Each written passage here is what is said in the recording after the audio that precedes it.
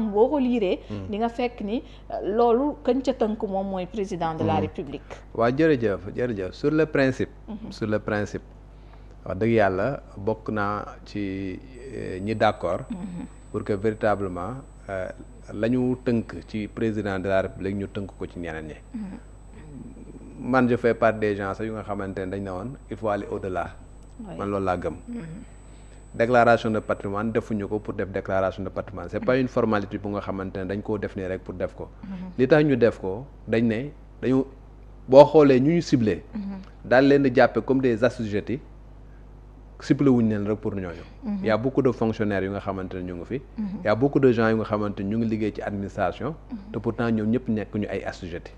ñi nga xamante ne dañ nekk ay assujettis mooy ñi nga xamante ne véritablement dañu am budget bu nga xamante ne xaalisu Sénégal la xaalisu réew mi la xaalisu askan bi la. ñu jox leen ko pour que ñu gérer ko ñu bëgg nag xam nga ñu gérer ko gestion bu nga xam gestion bu ñoŋ la. et pour éviter que suba dañ ne xodd ko bala ngaa lakkale. pour dissuader leen pour que ñu mën a def ay détournement de deniers publics wala alal ji nga xamante ne tegoon nañ ko seen loxo mu ñu mun koo saaxee def ci naka sa dul noonu. ñu ni da ngeen di def seen déclaration de patrimoine bu ngeen di dugg. pour ñu xam lan ngeen am. xam nga pour que bu ngeen di génn également ñu mën a xam lan ngeen am. loolu nag bu ñu ko defee wax dëgg fa yàlla dafa nekk lu nga xamante ne encore une fois population bi bu ñu xamul ni kii lii la am ci bu muy dugg. et que bu muy génn également xam nga lii la am. dafay nekk lu nga xamante man pour man damay jàpp que ni transparence bi ñuy woote am na lu des. dañ fay voter ay loi la loi d'accès à l'information. que yow citoyen sénégalais bi am nga possibilité véritablement xam nga daal di demander. yenn information pour ñu mun la ko jox. yooyu dafa nekk lu nga xamante dañ ko voter ka nga xamante ne dafa nekk un homme public nekk ku nga xamante dafay gérer l'argent public. di gérer xaalisu état. kooku noonu dafay dem ba benn moment bu nga xamante ne dafay délesté wu d'une partie bu nga xamante ne ay àqam la ak yelleefam xam nga au profit véritablement de l'État du Sénégal parce que quand tu es un homme public dem ba nga xamante yaa ngi def liggéey bu nga xamante yaa ngi ko def pour le peuple sénégalais xam nga dafa am yenn yu nga xamante ne véritablement ay vie privée ay affaires am na yenn bon vie privée sax amul c'est inaliénable mais am na yoo xamante ne wax dëgg fa yàlla da nga koo war a xajoo bu mooy lan jouer la carte de la transparence ba nga xamante ne nit ñi dinañ am yaakaar ci yow te dinañ am véritablement kóolute ci yow li tax ñu ne le président de la République bu prêter serment pare dafa war a def déclaration de patrimoine te dañ koo war a fésal loolu nga xamante ne loolu moo tegu ci le président mais moo mën a tegu également ci keneen ku nga xamante ne dafa yor ay ndomba tànk yu nga xamante ne ndomba tànk yu élevé lañ loolu moo tax man damaa bokk ci ñi nga xamante ne dañ yaakaar que ni nañ ko imposer le président muy def déclaration de patrimoine ñu fésal ko à l'entrée et que bu paree également mu def déclaration de patrimoine ñu fésal ko noonu lañ ko mën a defee également ci ñëpp ñu nga xamante ne yor ndomba tànk di gérer xaalisu askan bi pour que ñu mën a xam réellement ñoom lan lañ am mu lew leen domm ak lan lañ ci toftal lu nga xamante ne xaalisu askan bi la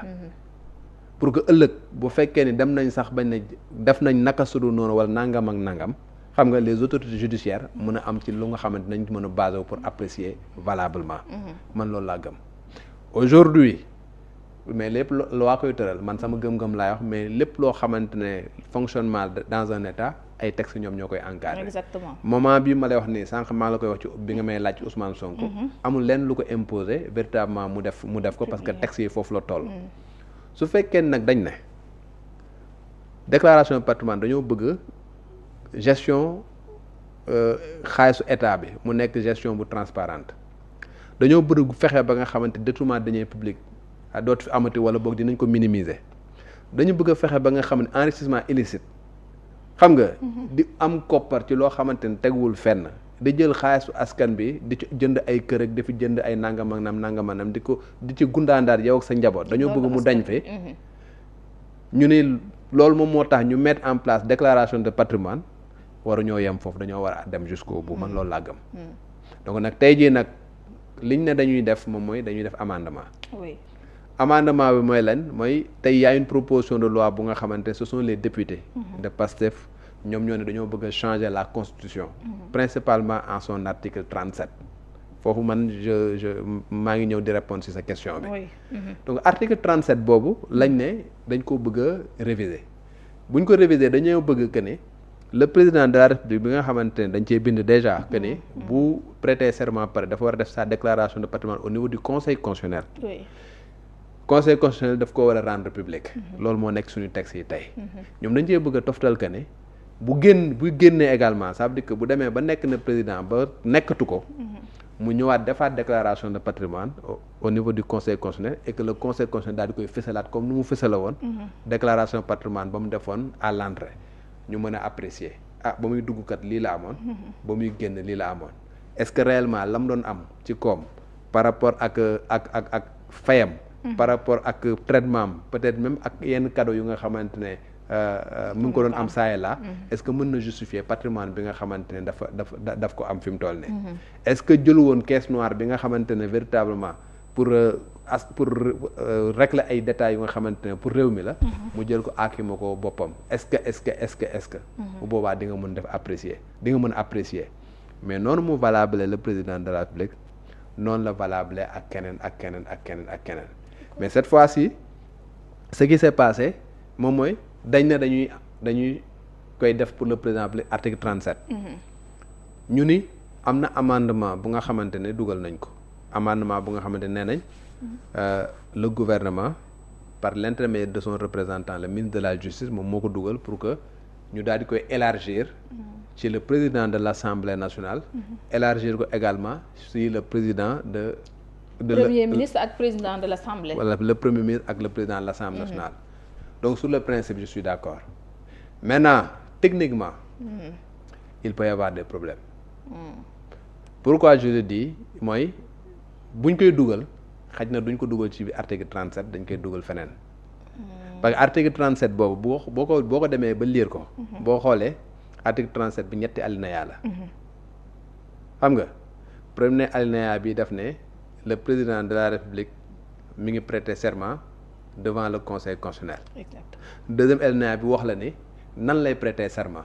c'est-à-dire que contenu prestation de serment bi. Je jure devant le peuple sénégalais xam nga daal di wax mooy la muy wax noonu bu tàllee loxoom la muy wax moom moo nekk ci article 37 boobu. D'accord. Léegi bi li ci topp nag moom mooy su defee prestation de serment ba pare. dafa war a def sa déclaration de patrimoine au niveau du conseil constitutionnel le conseil constitutionnel daal di koy rendre public loolu moo nekk ci article 37. da ngay jàpp que ni loolu article yooyu yëpp alinéa yi yëpp ça concerne le président de la république boo demee ci constitution bi am na feneen fu nga xamante ne ñu ngi wax ci le président de l'Assemblée nationale am na feneen fu nga xamante ne ñu ngi wax ci premier ministre. D'accord. Su fekkee dañoo bëgg dugal par exemple déclaration de patrimoine pour ñooñu. nañ ko dugal ci article yi nga xamante moom moo leen di concerner. ñoom fa lañ leen tuddee. fa lañ leen tuddee wala. ñu créer benn disposition commune bi nga xam disposition moom mooy concerne le président de la République le président de l'Assemblée nationale wala président nga mën naa daal di ko fay dugal. mais soo bëggee nga dugal ko ci fi nga xamante ne moom moo nekk article 37 bi concerne uniquement le président de l'Assemblée le président de la République voilà ça peut poser problème techniquement bon les ñi nga xamante ñoo nekk ñoo jàng légistique. ñoo ma gën a xam peut-être li may wax. mais loolu sama xalaat bu gàtt laay wax. te loolu la Guy Marius Sagna le député sax daal di évoqué démb. ndax moom laaj na nan la président de la république mën a dugalee amendement ci article 37 boobu nga xamante ni moom lañ fa tudd mu jàpp ne loolu erreur la. waaw pour man article 37 boobu noonu bu fekkee ne bëgg nañ ko ñu lawal ko. ci déclaration de patrimoine boobu su fekkee ne dañu bëgg ñu lawal ko ci président Assemblée nationale. lawal ko également ci le premier ministre. loo xamante ne je suis d'accord là-dessus pour man du ci article 37 bi lañ koy def. pour man dañuy dem ci disposition yi nga xamante ne ñooy concerner le premier ministre ñu def ko ci ñu def fa li concerne le premier ministre dem par fi nga xamante ne moo concerne le président de l'Assemblée nationale également ñu def ni dafa am obligation mu def déclaration de patrimoine à l'entrée comme à la sortie et que ñu rendre ko public. wala comme ni ma ko waxee sànq ñu def une disposition commune bu nga xamante ki concerne ñoom ñetti autorités yooyu yëpp daal di wax ne déclaration de patrimoine ñoom ñett ñëpp dañ koy def wax nag forme bi ñu ko bëggee. ci biir article 37 boobu kon mun nañu jàpp ni foofu noonu ñu dugal fa ñaar ñii ñu bëgg ñu dolli ko blocage mën na faa am. day am en fait na la koy wax sax dafay am da mel ni comme si dafa am benn grain de sable boo ci dugal. waaw parce que article 37 encore une fois mi ngi wax ci le président de la République boo demee section boobu sax du président de la République lañ ko tuddee. ça veut dire que article yooyu yëpp nga xamante ne ñoom ñoo rangaloo noonu. ça part du président de la République waxul ci keneen. du article 37 bi rek ay articles yu bëri yu nga xamante ne qui concerne le président de la République ci prestation de serment bi. ci droit de grâce bi nga xamante am na ko nga xam pouvoir bi nga xamante ne moom la am pouvoir de nomination du premier ministre. xam nga article yooyu article yu bëri la yu nga xamante qui concerne le président de la République du président de la République la foofu noonu nag. nga xamante ne article yooyu yëpp ça concerne le président de la République nga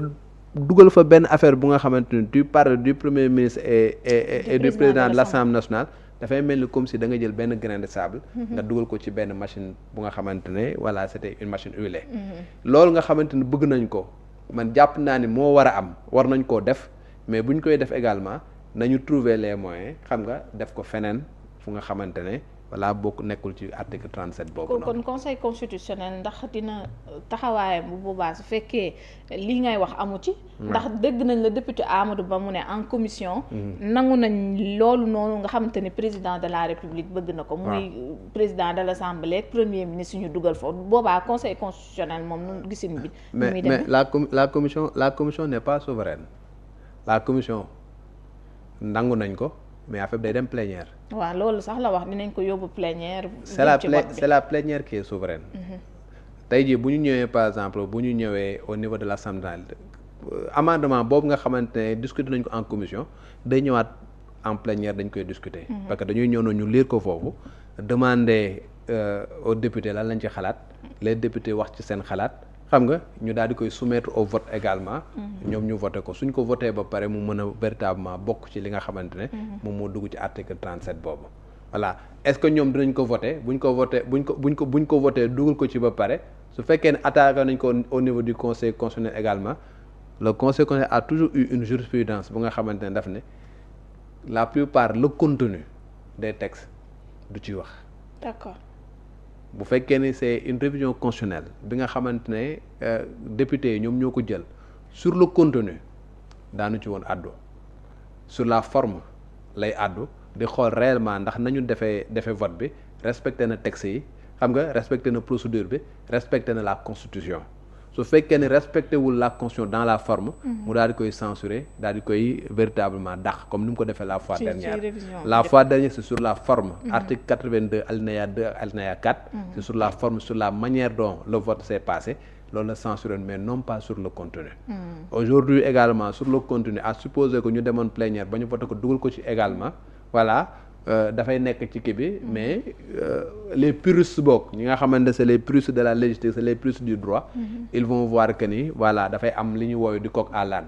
fii nii ñu wax fi par exemple premier ministre foo xam ne ñu ngi wax ci le président de la République ñu demaat plus tard ñuy waxaat ci premier ministre wala ñuy waxaat ci président assemblée alors que mënoon nañ yëpp ñu boole ko mu nekk ci benn kii mu am une cohérence d'ensemble du texte voilà peut-être problème de forme lay doon mais peut-être dans le fond dafay nekk lu nga xamante ne luy jaadu lay doon toujours est-il que l'Assemblée nationale sera véritable et souveraine en ce qui concerne le vote des lois. boo xoolee sax ci seen argument comme ni ko député Amadou Ba waxee fii ñoom li tax ñu nangu maanaam ñu bën a ubbi porox ndoll li ñu yóbbu référendum wala boog ñu fi évoqué vote bloqué wala boog di jukki ci xaalisu Sénégal loo xamante ni dafay jëm ci compliquer les choses foofu noonu parce que ci gisin dafa mel ni dañoo bëgg a takkal suuf rek li nga xamante ni moom moo di proposition bi. waaw lu ci mën di am même ni mu waxee noonu même à supposer que ñu voté woon ko tey jii au niveau de comme niñ ko waxee comme niñ ko proposé noonu ñu voté ko ñu voté ko en plénière dafay nekk rek une adoption d'accord adoption par les députés nekkagul une approbation waaw article 103 révision constitutionnelle ci gël guy encore une fois le président de la République la ko jox même à supposer que ñu voté woon loolu noonu à 100% le président bu ko neexoon buñ ko voté buñ ñëwee ba pare mu ni man du ma ko promulguer dama koy yóbbu au référendum donc foofu noonu y a pas de débat là-dessus. C'est-à-dire que moom li muy def noonu peut-être dafay wax ne ok lii nga bëgg defal nañ li nga bëgg. et par conséquent jaratul boo ko xam nga naan da ngay yóbbu référendum wala jaratul ngay def ay vote bloqué et consort ak luy compliquer promulgation. waaw jarul ngay kii promulguer rek affaire bi jaar yoon et consort noonu la Amadou Ba waxee. oui justement noonu la Amadou Ba waxee mais toujours est-il que sur le plan purement légal article 103 même à supposer que ñu voté ko comme noonu ñu ko waxee noonu bu ñu ñëwee le président moom mooy choisir bu ko neexee mu jël ko xam nga daal di leen koy envoyé waat ñu voté ko une deuxième fois mu nekk approbation wala mu jël ko yóbbu ko référendum. xanaa moom ci logique moom bu ñu toppee président. ci bëgg-bëggam moom xanaa ci yooyu duñ ci dem moom. waaw c'est à lui de décider encore nañ jàpp que ni fi mu toll nii ci fi ñu nekk noonu bëri bëgg mbaam la. ñoom ñu fi mu toll nii dañuy wuree wax dëgg fa yàlla politiquement parlant je parle pas des textes mais politiquement parlant ñoom ku ci nekk yaa ngi wuree kii mi ngi poser ay pions kële di poser ay pions voilà ku ci nekk nag kenn xamul nan ngay doxale ñoom. ñu ngi yootanteeg moom le président de la République également moom mi ngi utiliser les armes yu nga xamante qui sont à sa disposition et c'est ce qui est dommage parce que moment bi ñu nekk ni ce qui se passe moom mooy véritablement ñoom ñaar ñëpp ku ci nekk tu vas utiliser les armes institutionnelles les armes légales yu nga xamante ne moom nga yor à portée de main pour véritablement voilà doxal lu nga xamante ne entre ñoom la muy xeex politique tey li nga xamante ne moo ñu ëppoon importance ñun sénégalais mooy sunu ay textes yi nga xamante ne moo ñu régir ñu voté ko ci sérénité bu nga xamante ne mettre en avant uniquement les intérêts supérieurs de la nation les intérêts supérieurs des sénégalais loolu moo ëppoon solo mais fi mu toll nii ni ñu demee nii ak ni mu gisee affaire nu muy doxee noonu franchement ils sont plus dans la politique voilà qu'autre chose voilà donc pour dire président itam mi ngi jëfandikoo moom li mu mën ci politiquement pour itam en tout cas galgal mu ñu mënee wax li nga xamante ni moom moo di lii nga xamante ni député itam ñu ngi koy avancé te àndu seeg ñoom ak acte yi ñu posé yëpp noonu la demee oui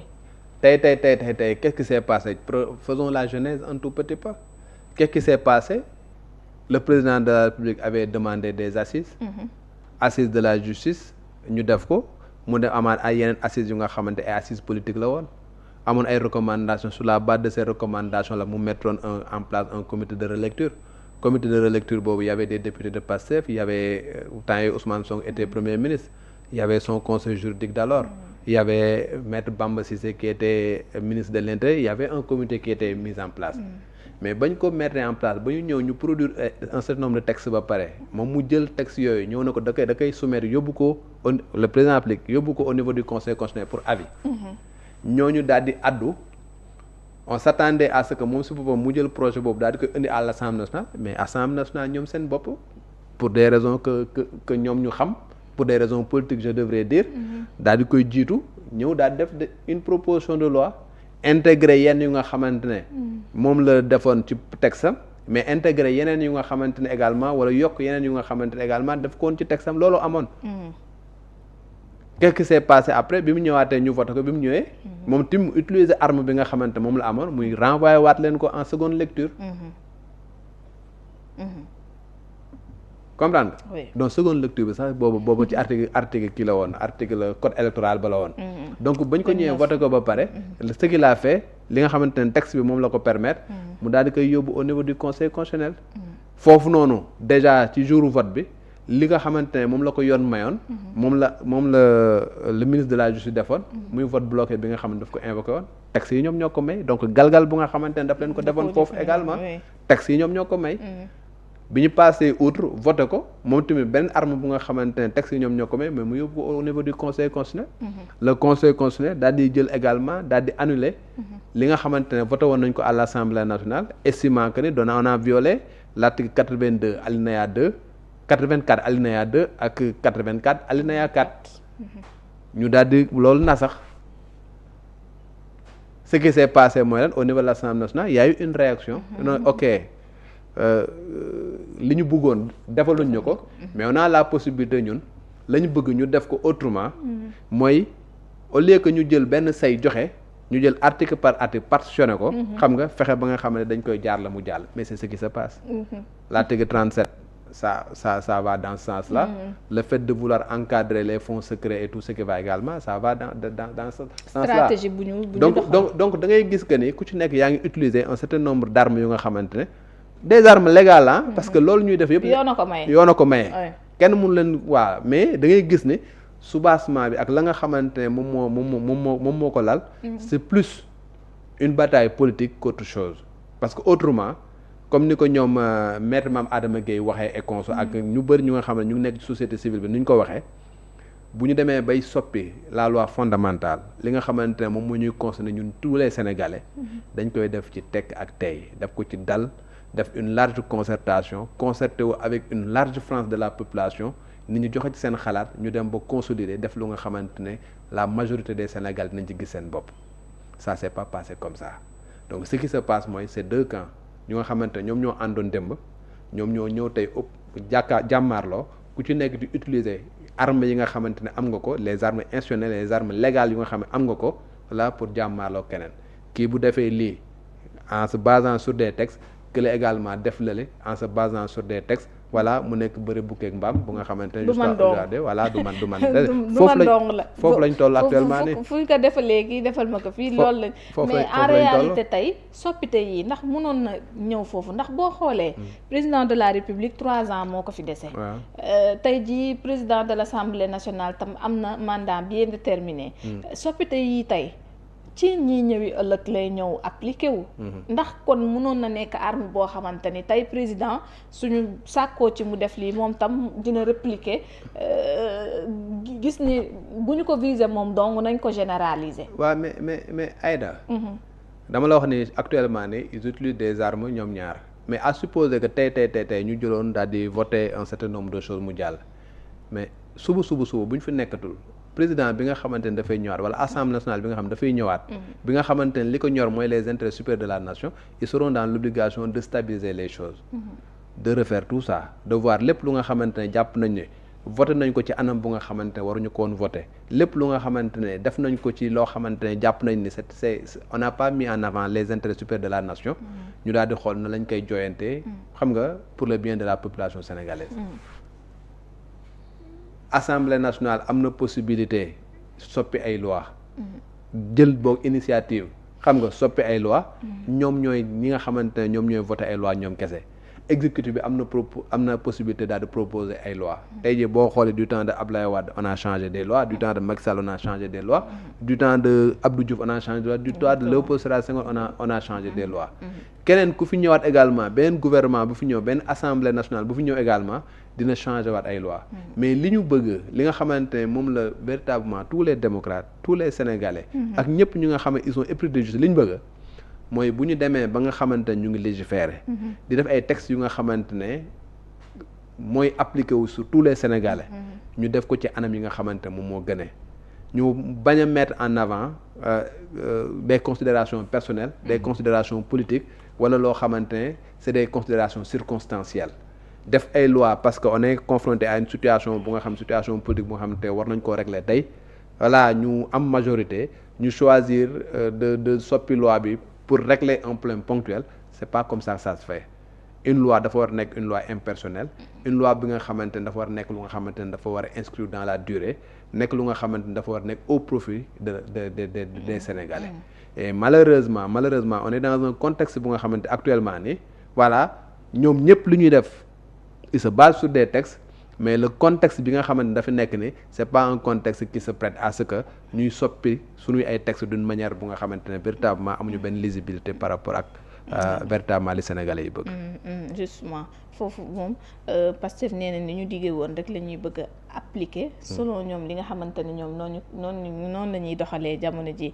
léegi daaw na bu ñu jógee foofu ñu dem ci l'affaire Pape Cheikh Diallo et compagnie parce que rebondissement bi ci mujj gis nañu ne en tout cas ordonnance bi génnoon ay non-lieu partiel da see fësoon bu baax a baax 71 personnes yi nga xamante ne ñoom la ñu renvoyé en jugement pour infraction d'association de malfaiteurs acte contre nature ñu déchargé leen ci transmission volontaire du VIH ak mise en danger vie autrui 28 yi moom jamono ji yoon dalee na setal. Comment comprendre tey procédure bi nu mu demee nii ba ñu gis ne. procureur moom opposé wu na ci ba interjeté appel. waaw xam nga boo xoolee au départ c'est le procureur de la République.